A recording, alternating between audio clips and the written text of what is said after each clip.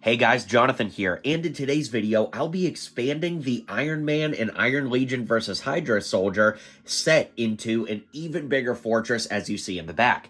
Now, I did a video like this before where I took 2 copies of this set and turned it into just this section, but I bought 3 more copies and built this section, so you're actually looking at 6 copies total. One of them is built the original way, 2 of them were combined into this, and then 3 of them were combined into this. Then the 2 and the 3 combined were built into this giant fortress. So I just wanted to show you what is possible, and with that being said, let's take a closer look at the mock. Now, needless to say, the best part about army building this is getting all of these minifigures. Now, LEGO did send me 2 copies of the Iron Legion set for this specific challenge that I did, but the 3 new ones that I just bought to build this part, I paid for myself, as did the original one. That being said, having all of these Iron Legion minifigs is so cool since we don't really get that many Marvel Army Builder opportunities, plus we get all of the Hydra Soldiers up top as well, so this is just really good for building out stories and play dioramas. Alright, so taking a look at the mock now, you'll remember from my previous video, I had this version right here. You can build exactly what's in my hand right now with just 2 copies of the set, which honestly is pretty incredible. In this version, I had these computers that the Hydra Soldiers are able to use to control these turrets up top, and basically we have a lot of the same play functions from the original with the stud shooters and everything there.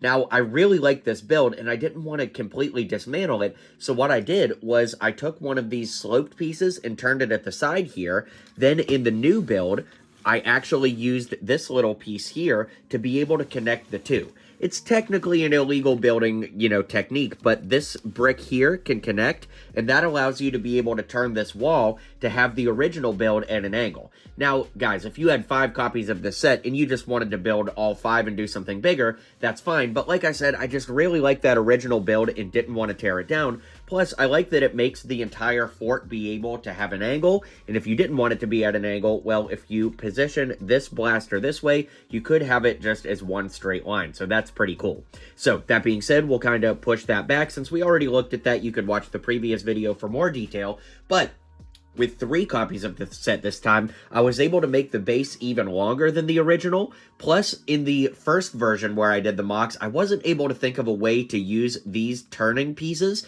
but here I was able to put them on the little sliders so that we could have doors that open up. Now, the doors could open in or out. As you can see, they open out or they open in, and technically, yes, that is an illegal building technique, but I do think it works really well for what we're trying to do here, even if they are just a little bit flimsy. As you can see, the doors come off pretty easily.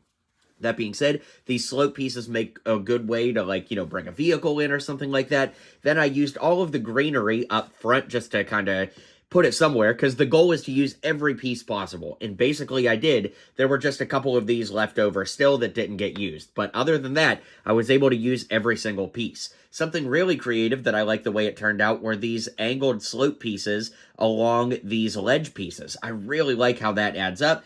I don't know if that's technically an illegal building technique or not, but I do think that they work out pretty well, and I like that. We've got turrets at the 2 corners here, and if you flip these shields up to be flat, you can actually turn the turrets a little bit further, but when the shields are up this way, they provide extra protection, but the guns kind of get, they kind of get stuck on them as you turn them. That being said, speaking of turning, I'm going to go ahead and detach this now just to be able to turn around and show you what you can build with just 3 copies of the set. And there's not as much interior detail here as there is on the 2 combo, because a lot of the bricks had to be used for height as well as the walkway. That being said, some of the extra bricks here I used for this standalone computer piece here, which you could just kind of put anywhere and have them be remote controlled or whatever, so I like that a lot.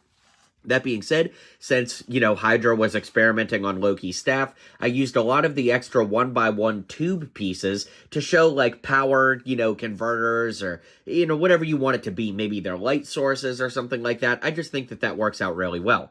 I also used one of the other spin plates in the corner here. It is a little bit flimsy because I didn't have enough bricks to attach, but you can spin this, and I kind of viewed this as being like a holograph of maybe the castle or maybe even the battle, just like a holographic view of the battle going on that can be spun around. You can see that I built up a walkway for our troopers to be able to defend the fort on, and one last time, what I can show you here is how this part connects. It really just goes like this. You just push this brick in right here, Easier said than done, I know. And then you're able to have this part fold in on the rest of the build. So I really, really, really like the way this turned out, and I hope you guys do too. Let me know what you guys think. Let me know if you think I should continue to build more into the fort. I really don't know if I want to because it's getting expensive to keep adding parts, but I am considering it. So let me know what you guys want to see down in the comments, and I'll see you guys on the next video.